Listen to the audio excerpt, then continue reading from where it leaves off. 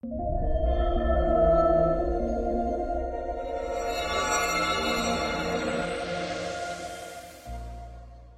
à tous et bienvenue dans cette nouvelle vidéo, je suis super content de vous retrouver, comme vous avez pu le voir dans le titre. On se retrouve pour un sujet qui est super important puisque ça concerne la manipulation qui est présente sur les marchés financiers. Peut-être que certaines personnes sont au courant, d'autres ignorent peut-être totalement ce fait. En tout cas, le but de cette vidéo aujourd'hui va être tout simplement de vous expliquer un petit peu comment se passe la manipulation sur les marchés financiers, comment elle est mise en place et comment l'identifier correctement. Donc c'est une vidéo qui est super intéressante, n'hésitez pas à prendre des notes et n'hésitez pas vraiment à visionner la vidéo plusieurs fois. Car sachez que c'est un concept qu'il faut vraiment maîtriser si vous souhaitez être rentable à long terme sur les marchés. C'est d'ailleurs un concept que j'aborde énormément au sein de mon école de trading. Donc pour toutes les personnes qui ne sont pas au courant, mon école de trading est à présent ouverte au grand public. Donc pour toutes les personnes qui sont intéressées et qui souhaitent se former sérieusement au trading, n'hésitez pas à checker le premier lien qui est dans la description. D'ailleurs, pour cette occasion, j'ai tout simplement décidé de vous offrir 1 heure de formation. Comme ça vous donnera aussi un aperçu de ce que vous retrouverez au sein de mon école. Donc pour vous donner une idée, il y a plus d'une centaine de vidéos en lien avec le trading et plus d'une cinquantaine d'heures de vidéos. Donc voilà, si vous avez des questions sur le sujet, n'hésitez pas encore une fois à regarder la description, il y a un lien et vous pouvez tout simplement réserver un appel de 15 minutes qui est offert avec un membre de mon équipe pour échanger sur le sujet. Donc maintenant qu'on a fait le tour, on va tout de suite passer sur TradingView et je vais vous montrer en direct la manipulation qui est présente sur les marchés. Donc nous voici sur TradingView, j'ai du coup en amont bien sûr préparé quelques zones de liquidité et quelques manipulations pour qu'on puisse gagner du temps et le but ça va être donc de venir analyser tout ça ensemble. Donc je vais commencer avec cette première zone. Alors comme vous pouvez le voir ici, on a tout simplement une zone ici, voilà, de support ou de résistance, vous appelez ça comme vous voulez, qui a été créée par le Composite Man. Donc pour les personnes qui ne savent pas ce qu'est le Composite Man, c'est tout simplement donc la Smart Money. Alors j'ai fait une vidéo vraiment dédiée sur le sujet qui est présent donc sur la chaîne. N'hésitez pas à regarder cette vidéo, c'est vraiment une vidéo complète où je vous explique un petit peu le fonctionnement donc des intervenants qu'il y a sur le marché. Donc pour faire simple, la Smart Money, c'est tout simplement les grandes institutions qui ont énormément d'argent et du coup qui arrivent à manipuler le cours de l'actif et le faire monter ou descendre en fonction donc de leur volonté ou de leurs besoins. Donc ici on voit qu'en fait la Smart Money va tout simplement mettre en place des scénarios comme ça pour inciter des traders retail à se placer. Alors comme vous le savez, il existe différents styles de trading et il y a donc des traders qui sont on va dire retail et qui aiment du coup trader sur ce genre de scénario. Donc ça veut dire que là on a typiquement un scénario qui va inciter beaucoup de traders à se placer. Alors comment ils vont se placer ici? C'est très simple. Certains traders vont en fait ici short le marché. Donc ils vont voir en fait une zone ici qui est pertinente parce que le prix n'arrive pas à monter au-dessus. Donc quand le prix va toucher du coup la zone et qu'il va commencer à donner un mouvement baissier, ils vont se placer ici à la vente. Et du coup le stop loss sera placé au-dessus. Donc certains traders vont se placer de cette manière-là, et ensuite il y a d'autres traders qui vont voir une autre opportunité et qui vont se dire ok, donc là on avait une belle zone, c'est super intéressant, je vois que le prix est venu casser cette zone. Donc potentiellement on a peut-être un changement de tendance, donc moi je vais tout simplement long le marché. Et ici donc ils vont tout simplement vouloir acheter le marché. Donc qu'est-ce qu'on retrouve? On retrouve tout simplement différents traders, mais ils ont tous le même point commun qui est de vouloir acheter le marché. Pourquoi? Eh bien le premier trader ici a vendu le marché. Donc son stop loss a été touché, comme on peut le voir ici à l'aide de la bougie rouge. Son stop loss a été touché, donc pour sortir du marché, il doit obligatoirement acheter le marché. Donc ici on va retrouver des traders qui veulent acheter le marché pour sortir de position. Et à côté, on a donc d'autres traders qui veulent entrer en position parce qu'ils ont identifié ici une cassure et ils veulent donc long le marché. Donc les traders qui sont ici veulent également acheter le marché. Donc vous l'avez compris, on a une très très grosse zone de liquidité puisque énormément de traders veulent acheter le marché. Mais en contrepartie, on aura donc besoin d'un vendeur pour que toutes ces personnes puissent réaliser leurs transactions. Et bien ici, le vendeur va être tout simplement la Smart Money. Et du coup, quand la Smart Money va intervenir, elle va tout simplement donc prendre position massivement sur le marché et nous donner donc de violents mouvements, comme on peut le voir juste ici. Donc ça, c'est un mouvement de manipulation parce que tout ça, en fait, c'est planifié par avance par la Smart Money. Ce qu'il faut comprendre, c'est qu'il existe énormément de scénarios. Je pense que vous en connaissez pas mal. Tout ce qui est épaule, tête, épaule, les triangles ascendants, descendants, tout ce genre de choses, en fait, c'est des scénarios qui sont mis en place par la Smart Money pour inciter les traders à prendre position sur les marchés. Le but étant donc par la suite de venir, grâce à ce genre de mouvement, les liquider pour réaliser son mouvement. Alors pourquoi? Tout simplement parce que la Smart Money a tellement de positions, a tellement de liquidité qu'elle va devoir en fait réaliser des manipulations donc pour récupérer de la liquidité pour réaliser son mouvement. En fait, ce qu'il faut comprendre, c'est que la Smart Money n'a jamais assez de liquidité sur les marchés pour réaliser son mouvement. Donc elle doit créer en fait de la liquidité. Et pour créer de la liquidité, elle se doit donc de faire des manipulations. En fait, les manipulations, c'est pas quelque chose de mauvais. C'est juste que la smart money est obligée de se comporter ainsi pour réaliser des mouvements. Sinon, elle ne peut pas faire monter le prix ou le faire chuter. Donc elle va tout simplement mettre en place des scénarios pour inciter des gens à entrer en position ou à sortir de position, et de ce fait, elle pourra donc réaliser son mouvement. Donc c'est vraiment ce qu'il faut comprendre. Et aussi, la deuxième chose qu'il faut comprendre, c'est que quand la smart money récupère la liquidité d'un trader, c'est pas forcément quelque chose de mauvais, et c'est pas forcément un stop loss. Regardez, ici, un trader typiquement qui avait acheté à ce niveau-là, et qui avait donc été très agressif sur son management, qui a donc déplacé son stop loss et qui l'a mis peut-être, je sais pas, à ce niveau-là. Eh bien, quand la smart money va monter et qu'elle va liquider ce trader, eh bien, elle va tout simplement le sortir de position en touchant son stop loss. Sauf que son stop loss était du coup en profit. Donc ici, typiquement, il y a un trader qui peut sortir avec, je sais pas, plus 1R, vous voyez. Donc il est sorti à plus 1R, donc il a quand même réalisé du profit.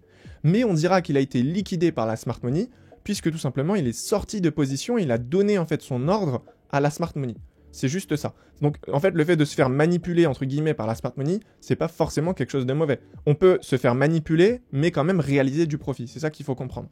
Donc ensuite, donc là, c'était un mouvement qui est baissier. On peut voir qu'il y a également d'autres scénarios. Donc là, c'était encore la même chose. On avait une belle zone ici, donc de résistance, de support. Encore une fois, vous appelez ça comme vous voulez. Et ensuite, on peut voir qu'à ce niveau-là, eh bien, le composite man, donc la smart money, va monter et va prendre donc tous les stop loss de tout le monde. Alors ce qu'il faut comprendre, c'est que la smart money a tellement d'argent que parfois, eh bien, elle va acheter tout simplement des informations concernant vos prises de position auprès de certains brokers. Donc comme vous le savez, nous, en tant que trader particulier, on ne peut pas entrer en position sans passer par un broker.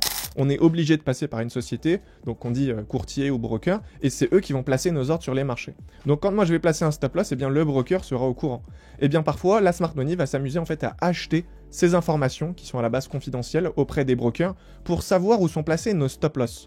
Et comme ça, ils auront beaucoup plus de facilité à venir bien récupérer les liquidités. Donc parfois, on peut voir qu'il y a une très très belle zone de liquidité.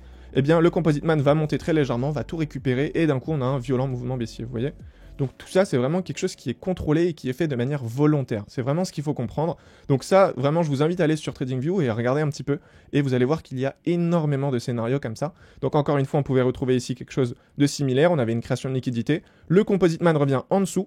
Vous voyez, il récupère tous les ordres et ensuite il nous donne un mouvement haussier. Vous voyez. Donc ça, c'est pareil. En fait, ici, il va inciter des gens à se placer à l'achat. En fait, étant donné que c'est une zone qui est quand même assez solide, eh bien les gens vont partir du principe que cette zone ne va pas casser. Donc ils vont se dire que quand le prix a touché cette zone, il va repartir à l'achat. C'est un peu ce qu'il a fait à chaque fois ici, vous voyez. Donc là, ils vont tout simplement long, ils vont placer un stop loss en dessous. Et qu'est-ce qui se passe? Eh bien quand le composite man descend en dessous de cette zone, il va tout simplement récupérer leur liquidité. Et comment il récupère ça? Eh bien en touchant le stop loss, vous voyez. C'est plus facile pour le composite man de toucher un stop loss que de toucher un TP. Parce que le TP, on peut très facilement le manager. Le stop loss, on peut pas, parce que comme vous le savez, le stop loss se fixe par rapport à un certain nombre de pourcentage par rapport à son capital. Et dans tous les cas, même si moi je déplace le stop loss, à un moment donné, je vais me faire liquider. Comme vous le savez, c'est quand même quelque chose qui est assez risqué de déplacer son stop loss. Donc pour le composite man, c'est plus facile de récupérer les zones de stop loss que de TP. Parce que si le prix est à ce niveau-là, moi très facilement, je peux continuer en fait à déplacer mon TP afin de générer un maximum de profit, vous voyez. Ou alors je vais déplacer mon stop loss et petit à petit, je vais faire monter du coup eh bien, les gains qui sont latents. Vous l'avez compris. Donc c'est plus facile pour le composite man de récupérer les stop loss. Donc on voit ici qu'il vient, il récupère les stop loss et il donne un mouvement haussier. Donc ça c'est de la manipulation parce que il incite tout le monde à se placer à l'achat en créant donc ce genre de scénario. Et bien quand tout le monde se place à l'achat, qu'est-ce qu'il fait? Il vient donner un mouvement baissier pour les sortir de position et ensuite il réalise son mouvement haussier. Donc là, je vous pose la question, si c'est pas de la manipulation, qu'est-ce que c'est? Donc là, il donne un mouvement haussier, il donne donc un signal à tout le monde, donc il vient ensuite les récupérer et il donne après par la suite le vrai mouvement. Vous l'avez compris, il va faire ça plusieurs fois. Regardez, ici on a encore une zone donc, qui est assez intéressante au niveau de la liquidité. Il va venir donc à l'aide de cette bougie. Donc je pense que vous l'avez compris, mais les mouvements de liquidation, c'est souvent en fait des mèches. C'est souvent une longue mèche qui va venir récupérer les stop loss et qui va donc donner ensuite un mouvement qui va partir à l'inverse. Donc ici, on a une zone de liquidité. Il vient donc après récupérer bien, tous les stop loss à l'aide de cette bougie et il peut nous donner un mouvement baissier, vous voyez. Donc là, on était dans une tendance baissière. À partir de là, tac, on avait la cassure ici du lot et on repart donc sur la tendance baissière et il continue à injecter tout simplement. Là, c'est exactement le même principe. Il a une création, vous voyez. Ça, c'est une très grosse zone de liquidité. Ça va inciter énormément de traders à se placer ici. Donc certains traders vont se placer à la vente en se disant que ça va faire donc un mouvement baissier et d'autres vont se placer à l'achat, à la cassure à partir de ce niveau-là, vous voyez. Et du coup, qu'est-ce qui se passe? Eh bien, c'est simple, si quelqu'un achète le marché ici, il a vu qu'il y avait une cassure ici, donc il l'a acheté, on va dire qu'il l'a acheté peut-être à ce niveau-là, hop, il est rentré assez tôt, donc il va placer son stop loss peut-être en dessous, allez, de cette liquidité, vous voyez, comme ça, et il va faire donc un long pour potentiellement target des plus hauts. Et bien qu'est-ce qui se passe? Étant donné qu'on repasse en tendance baissière, et bien tôt ou tard il va venir donc se faire sortir de position. Donc ce trader en question bien sera sorti de position, et tous les traders ici qui avaient donc short le marché, et bien naturellement, hop, quand ils vont placer un stop loss comme ça, ils vont être du coup sortis de position sur ce grand mouvement de liquidation, vous voyez. Et ça, si vous l'avez remarqué, c'est souvent des mouvements qui sont quand même assez impulsifs, vous voyez. C'est vraiment des grandes bougies. Ça veut dire que ça laisse pas le temps en fait aux personnes de sortir avant. C'est vraiment un mouvement impulsif qui a comme but de vous sortir très rapidement de position. Donc soit certaines personnes vont sortir en TP partiel, soit voilà, en stop loss, ils vont le manager de manière à pas prendre moins 1% par exemple et prendre 0,5. Mais dans tous les cas, c'est un mouvement qui est impulsif et qui va du coup forcément inciter les gens à sortir de position ou à rentrer en position. Certains vont rentrer en position en se disant « Oula, ça y est, le prix va partir, faut que je rentre, sinon je vais rater un mouvement ». C'est ce qu'on appelle le FOMO. Donc là, ils vont vraiment sauter sur l'occasion pour ne pas rater le potentiel du trade. Donc là, ils vont soit sauter à l'achat ou alors ils vont tout simplement donc être placés à la vente et avec un grand mouvement comme ça, ils vont être sortis de position. Donc je pense que vous l'avez compris, c'est un concept qui est vraiment intéressant. Donc n'hésitez pas vraiment à aller sur les marchés, essayer de l'identifier. C'est quelque chose qui est important quand même, il faut que l'œil s'habitue. Donc la meilleure chose à faire, c'est de s'entraîner. Donc j'ai mis différents scénarios ici. Donc je pense que vous l'avez compris. Alors bien sûr, au niveau des scénarios, il en existe plein. On peut également trouver donc tout ce qui est trendline. Donc pour les personnes voilà, qui savent peut-être pas ce que c'est, voilà, typiquement une trendline, ce serait quelque chose comme ça, tac, tac, tac. Donc en fait, ça va tout simplement voilà, créer une ligne comme ça de liquidité. Et encore une fois, ça va donc inciter certaines personnes ici à rentrer en position. Donc au-dessus, c'est tout simplement une zone de liquidité. Donc en fait, une zone de liquidité, c'est tout simplement une zone où il y a des stop-loss. Et vous l'avez compris, dans la mesure où le Composite Man va venir et passer au-dessus de cette zone pour donner un mouvement baissier, eh bien ce sera tout simplement un mouvement de manipulation. À un moment donné, il faut dire ce qui est. Là, on peut clairement voir que c'est quelque chose qui est fait de manière volontaire.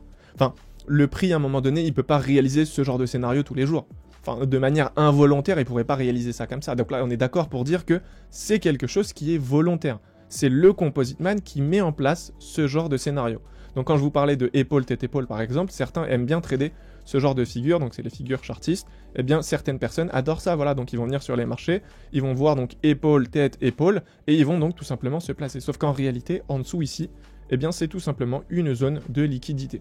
Alors ce qu'il faut comprendre, c'est que la zone de liquidité, c'est pas forcément quelque chose qui doit être fait au millimètre près. Si voilà, on a par exemple un EQH ou un support, une résistance, ce que vous voulez, c'est pas censé être comme ça au millimètre près.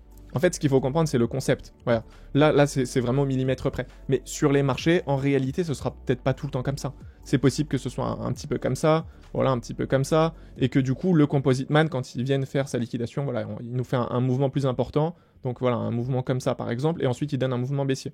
Vous l'avez compris, ce que j'essaie de vous expliquer par là, c'est que en théorie, donc la création de liquidité, c'est censé être quelque chose de très propre, sauf que sur les marchés en réel, c'est tout de suite un peu plus compliqué à identifier. Forcément, le Composite Man, son but, c'est quand même de réaliser la manipulation, sans forcément donner trop de signaux. Donc ils essayent de faire ça discrètement. Donc là, on peut voir que c'est pas au millimètre près, mais on comprend le principe de liquidité. Là, on voit que c'est quand même une zone qui est pertinente, et on sait que les personnes ont potentiellement short le marché. Eh bien, quand il va monter au-dessus, il va donc tout simplement récupérer la liquidité. C'est un concept qui était vraiment super intéressant et que je voulais vraiment vous partager donc sur cette chaîne. Sachez également que j'en parle beaucoup au sein du mentorat parce que c'est un concept qu'il faut vraiment maîtriser. Donc pour toutes les personnes qui veulent perfectionner leur trading, n'hésitez pas tout simplement à rejoindre mon école. Vous avez donc des cours comme ça, vous en avez peut-être, je dirais, une trentaine sur la liquidité pour vous expliquer correctement du coup comment comprendre cette liquidité, comment anticiper les mouvements à venir. Donc voilà, pour toutes les personnes qui veulent se former sérieusement, je vous invite donc vraiment à rejoindre tout simplement l'école de trading pour que je puisse vous accompagner au quotidien. Donc voilà, je pense que j'ai pu faire le tour du sujet. Je vous dis donc à très vite dans une nouvelle vidéo. Prenez soin de vous. Ciao.